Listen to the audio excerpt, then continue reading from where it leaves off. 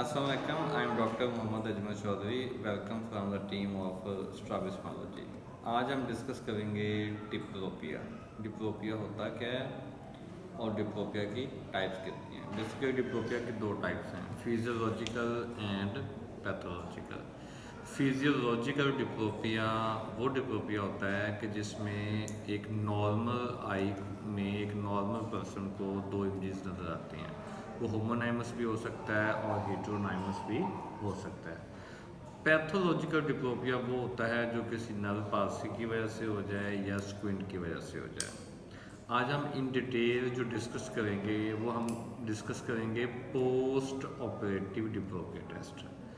ये टेस्ट जो है वो हम परफॉर्म करते हैं स्क्विंट की सर्जरी परफॉर्म करने से पहले, जैसे नाम शो कर रहा है पोस्ट ऑपरेटिव डिप्लोपिया टेस्ट। अगर हमने पेशेंट की जो सर्जरी करनी है, सर्जरी के बाद हमने उसकी आंख स्ट्रेट करनी है, तो जब उसकी आंख स्ट्रेट होगी तो क्या स्ट्रेट होने के बाद पेशेंट को डिप्लोपिया तो नहीं होगा। अब फर्ज करें मैं ही पेशेंट हूँ, मेरी जो है वो ये आंख अंदर को टेढ़ी है, तो अब मैं थोड़ी सी आपको बैकग्राउंड और इसकी लॉजिक समझा देता हूँ। तो इस आंख का फोबिया यूज हो रहा है, इस आंख का जो point other than phobia is being used for correspondence. ठीक है, अब हमने क्या करना है कि इस आंख की सर्जरी करके स्ट्रेट करना है ताकि इस आंख का फोबिया इस आंख के फोबिया के साथ क्या करे, कॉरस्पॉन्ड करे। तो जब अब इस आंख के फोबिया को दूसरी आंख के फोबिया के साथ कॉरस्पॉन्ड करवाएंगे तो वो जो प्रीवियस पॉइंट था that was being used as a correspondence to the fovea of the other eye, वो भी आपको क्या दिखाएगा, इमेज। फोबिया भी आपको क्या दिखाएगा, इमेज। तो पेशेंट को क्या होगी, डबलिंग होने के चांसेस होते हैं। ये डिप्लोपिया भी जो है ना वो फिजियोलॉजिकल या फ्रेजाइल प्रोसेस होता है जिसमें ये डिप्लोपिया होता है। इसको रूल आउट करने के लिए, इसको चेक आउट करने के लिए आया कि जब हम पेशेंट की आंख को स्ट्रेट करेंगे, क्या पेशेंट में इतना पोटेंशियल है, उसकी आइज में इतनी टेंडेंसी है कि अपनी आंखों को वो स्ट्रेट भी कर ले और उसको डिप्लोपिया भी ना हो। तो ये जो पोस्ट ऑपरेटिव डिप्लोपिया टेस्ट है ये हम मेजर करते हैं with the help of prisms. Suppose के पेशेंट का angle of deviation 30 prism dioptre है, और वो जो 30 प्रिज्म डायोप्टर है वो इजो भी हो सकता है और एक्सो भी हो सकता है, any sort of the squint. तो हम क्या करेंगे, 30 है तो 15 प्रिज्म डायोप्टर नीचे से अंडर कोएक्शन में और 15 प्रिज्म डायोप्टर ओवर कोएक्शन में स्टार्ट करेंगे।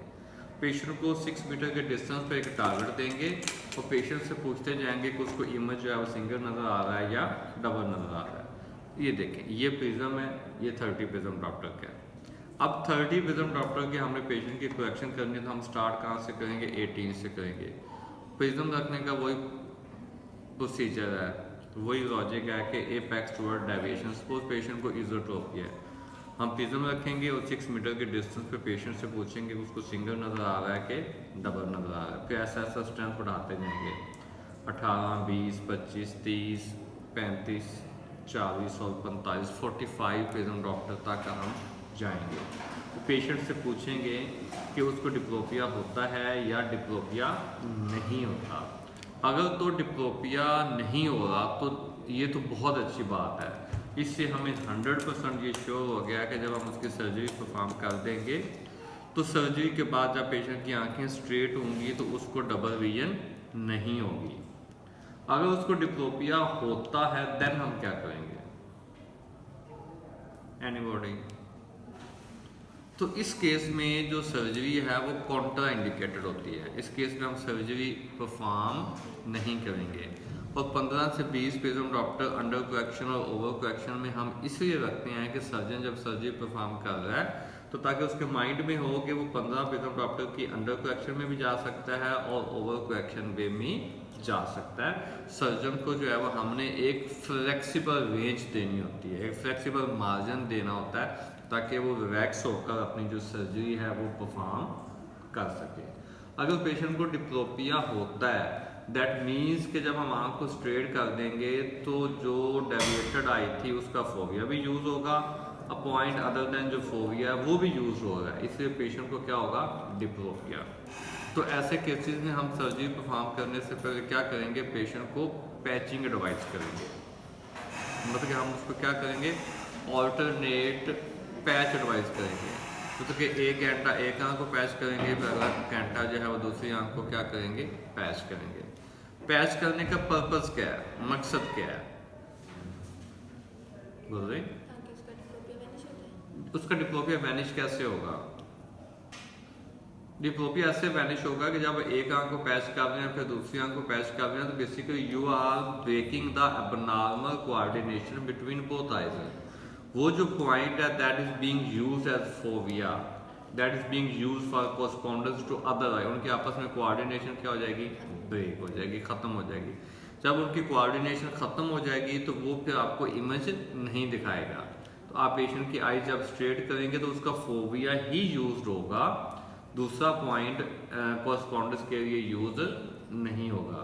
तो इस तरह के पेशेंट्स को यूजली जो है वो हम क्या करते हैं कि 2 to 3 मंथ के लिए ऑल्टरनेट पैचिंग एडवाइस कर देते हैं, ताकि उनकी जो है वो जो एबनॉर्मल कोऑर्डिनेशन है वो ब्रेक हो जाए और पोस्ट ऑपरेटिव जो डिप्लोपिया टेस्ट है वो उसका क्या हो जाए, वैनिश हो जाए।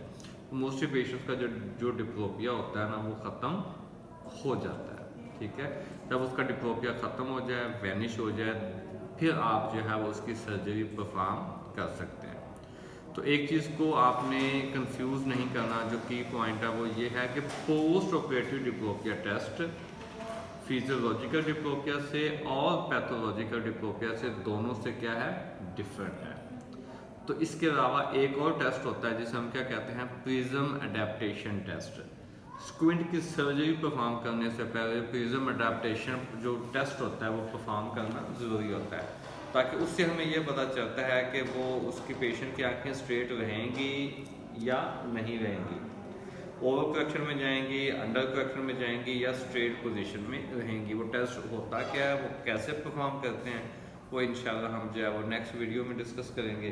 तो इस वीडियो से रिलेटेड कोई आपका क्वेश्चन हो तो आप कर सकते हैं, तो please like, subscribe and share लाजमी कीजिएगा। अल्लाह हाफिज़।